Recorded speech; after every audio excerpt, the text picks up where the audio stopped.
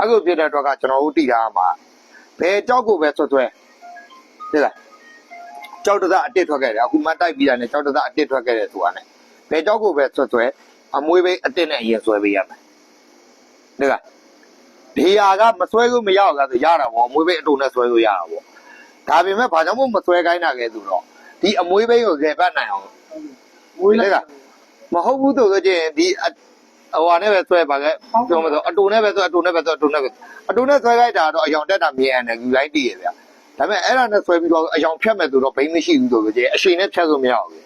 ကျွန်တော်ပြောပြဒီအရှိန်နဲ့အယောင်ဖြတ်ချင်လို့မရအောင်အယောင်ဖြတ်ချင်လို့မရဘူးဖြစ်တဲ့တော့ကနောက်ထပ်ထပ်ပြီးတော့ဒီဘိန်းနောက်တစ်ခုပြန်မွေးရမှာဒါမျိုးဖြစ်တဲ့တော့ကကျွန်တော်ပြောတော့ပေါ့မလိုအပ်တဲ့နေရာမှာဟုတ်တယ်မလိုအပ်တဲ့နေရာမှာအတူမတုံးနဲ့ကျွန်တော်ပြောပြအတစ်ကြောက်အတစ်ထွက်ခဲ့တယ်ကျွန်တော်မှပြအတူ9ဘိန်းရှိရထားလိုက်ပဲကျွန်တော်ပြောပြအတူ9ဘိန်းရှိတယ်အခုကြောက်အတစ်တက်ထွက်လာတယ်တွားပြီးတော့ဗျာငါမှအတူ9ဘိန်းရှိရပဲအတူနဲ့ဆွဲခိုင်းပြီမလုပ်ဘူးဗျာကျွန်တော်တို့ဆိုကြတယ်ဗျာအရှိန်နဲ့ပဲဆွဲတာနည်းနည်းလေးပင်ပန်းတာပင်ပန်းတယ်ဒါပေမဲ့ကျွန်တော်ပြောပြတာဒီဘိန်းကကျွန်တော်တို့အတွက်ကပြန်မွေးနေတာ